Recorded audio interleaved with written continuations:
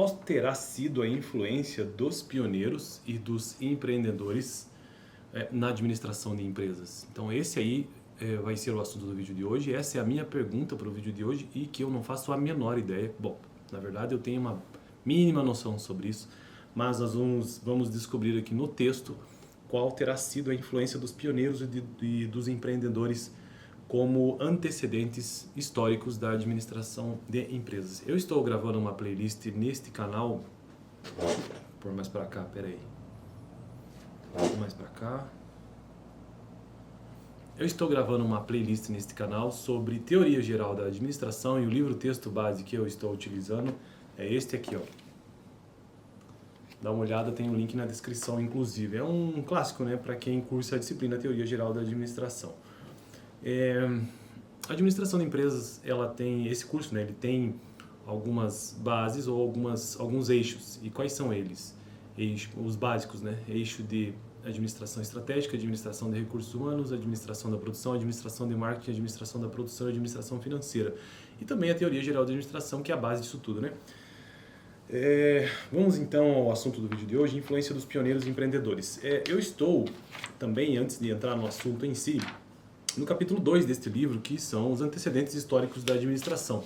E eu já tratei sobre influência dos filósofos, influência da organização da Igreja Católica, influência da organização militar, influência das revoluções industriais e influência dos economistas liberais.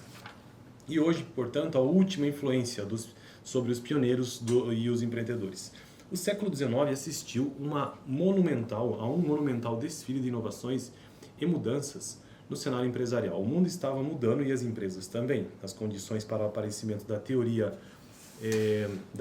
administrativa estavam se consolidando. Em torno de 1820, o maior negócio empresarial privado eram as estradas de ferro, que impulsionaram as ações de investimento e o ramo de seguros e também provocaram um fenômeno da urbanização, o qual criou necessidades de habitação, alimentação, roupa, luz e aquecimento e o crescimento de empresas focadas no consumo. Em 1871, aqui principalmente no contexto americano inclusive, né? Em 1871, se eu não me engano, o grande empreendedor americano neste ramo de rodovias, acho que foi Vanderbilt, não foi? Não tenho certeza. Em 1871, a Inglaterra era a maior potência econômica mundial. Os criadores de impérios, Empire Builders, integravam concorrentes, fornecedores e distribuidores, e junto com as empresas e as instalações vinham também os antigos donos e empregados. Surgiram os primitivos impérios industriais que se tornaram grupos familiares. Logo, apareceram os gerentes profissionais, os primeiros organizadores preocupados mais com o funcionamento da fábrica do que com as vendas ou compras. Na década de 1880, surgiram empresas com organizações próprias de vendas e vendedores. Como é que tá? Eu tô incomodado com a minha câmera, parece que tá torta, cara. Pra cá, aqui, ó. Agora vai. Na década de 1880, surgiram empresas com organizações próprias de vendas e vendedores treinados, dando início ao marketing de hoje, com a organização do tipo funcional que seria adotado pelas demais empresas. Então, departamento de produção para cuidar da manufatura de fábricas isoladas, departamento de vendas e escritórios distritais com vendedores, departamento técnico de engenharia para desenvolver produtos e departamento financeiro. Antes de 1850, poucas empresas tinham uma estrutura administrativa que exigisse os serviços de um administrador em tempo integral, pois eram pequenas.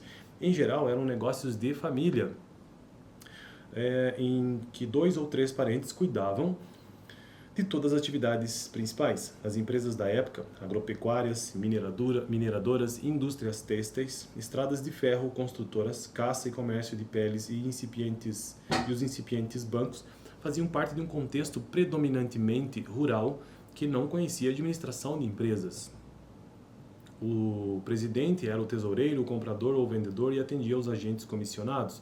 Se o negócio crescia, os agentes se tornavam sócios da firma, integrando produção e distribuição. Após 1850, os grandes troncos ferroviários cobriam todo o mercado americano. O desenvolvimento ferroviário e a construção urbana criaram um mercado de ferro e de aço. Olha só que informação interessante, então, sobre o desenvolvimento ou como antecedente histórico da administração. O próprio desenvolvimento econômico, né? O desenvolvimento ferroviário e a construção urbana criaram o mercado de ferro e aço. Por volta de 1889, as empresas acumulavam instalações e pessoal além do necessário para dominar novos mercados. Os custos deviam ser reduzidos e a estrutura funcional deveria coordenar fabricação, engenharia, vendas e finanças. Os lucros dependiam dessa estrutura funcional. As indústrias buscavam eficiência na produção, compra, distribuição e vendas. Os meios de reduzir custos diminuíram, as margens de lucro baixaram, o mercado se saturou e as empresas buscavam novos mercados por meio da diversificação de produtos.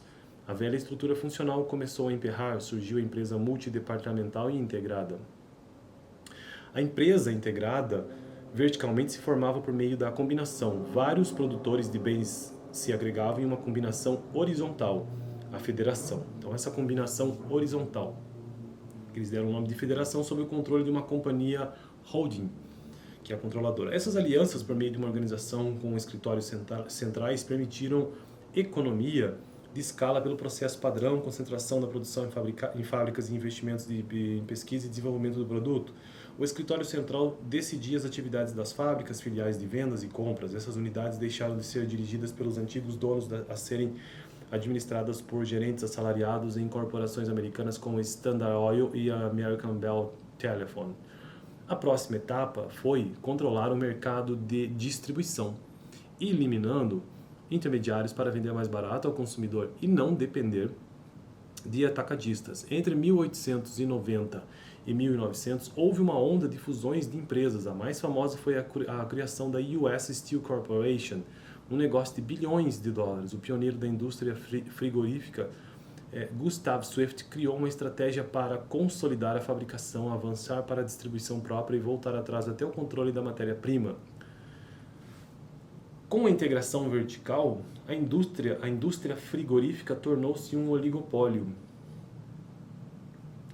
Deixa eu ver se eu lembro essa diferença entre integração vertical e horizontal, do ponto de vista da estratégia, né? Horizontal é quando abarca, de repente, os seus próprios concorrentes, né?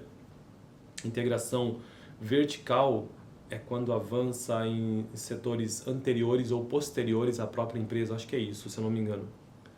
Por exemplo, uma empresa que fabrica tênis ou calçados. Numa integração vertical, ela também possui uma empresa que confecciona couro, por exemplo. Seria mais ou menos isso.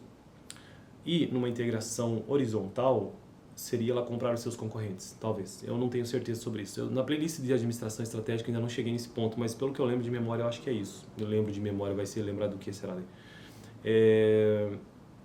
Tá. O pioneiro da indústria frigorífica, Gustav Swift, tem essa marca até hoje, né, inclusive, que pertencia aos brasileiros, pelo menos, o controle. Criou uma estratégia para consolidar a fabricação, avançar para a distribuição própria e voltar atrás até o controle da matéria-prima. Com a integração vertical, a indústria frigorífica tornou-se um oligopólio, ou seja, que poucos controlam o mercado. Todos os pioneiros da indústria manufatureira seguiram os passos de Swift na sistematização de seus impérios industriais. No início do século XX, grandes corporações sucumbiram financeiramente. Dirigir grandes empresas deixou de ser uma habilidade pessoal. Estavam criadas as condições para o aparecimento dos organizadores que substituiriam os capitães das indústrias. Pioneiros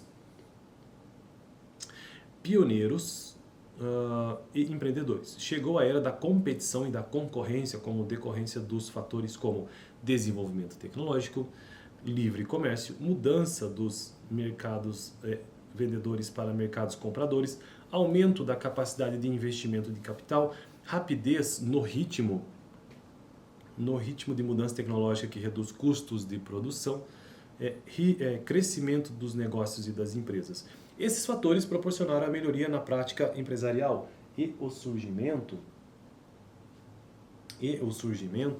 da teoria administrativa. A Revolução Industrial deu início à era industrial, que dominou o mundo até o final do século XX e separou os países industrializados mais avançados dos países não industrializados, emergentes e subdesenvolvidos. E também dividiu as organizações em bem administradas e mal administradas. E para finalizar, uma dica, na verdade, é o desafio de organizar as empresas. Os grandes capitães de indústrias como John Rockefeller, Gustav Swift, James Duke, Westinghouse, Damon e Baines não tinham condições de sistematizar seus vastos negócios com eficiência, pois eram empreendedores e não organizadores. Tem essa diferença aí. Eu acho que eu me considero mais um organizador. Talvez um empreendedor, talvez, não sei, porque até hoje não abri uma empresa ainda, mas vou abrir. A organização era um desafio mais difícil do que a criação dessas empresas. A magnitude dos recursos que conseguiriam reunir complicava as coisas. O final do século XIX foi de crescimento dos impérios corporativos e expansão da indústria. A preocupação se deslocou para os riscos do crescimento sem uma organização adequada. Entre 1860 e 1900 ocorreu a idade heróica das invenções, que provocou um explosivo desenvolvimento tecnológico. O primeiro laboratório de pesquisa surgiu com a síntese da aspirina, a primeira droga puramente sintética, com Adolf von Baer, 1835-1917, aspirina, né? Em 1899. O sucesso da aspirina convenceu a indústria química do valor da pesquisa e da tecnologia.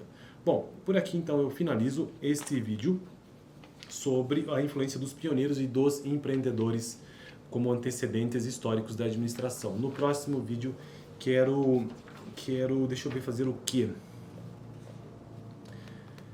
Bom, na verdade eu quero fazer a leitura de um caso, tá? As companhias mais admiradas do mundo. E é isto. E aí, depois, nós faremos uma leitura sobre o glossário básico deste primeiro capítulo. Valeu, até o próximo vídeo. Dá uma olhada no vídeo anterior que eu tratei sobre a influência dos economistas liberais. Valeu.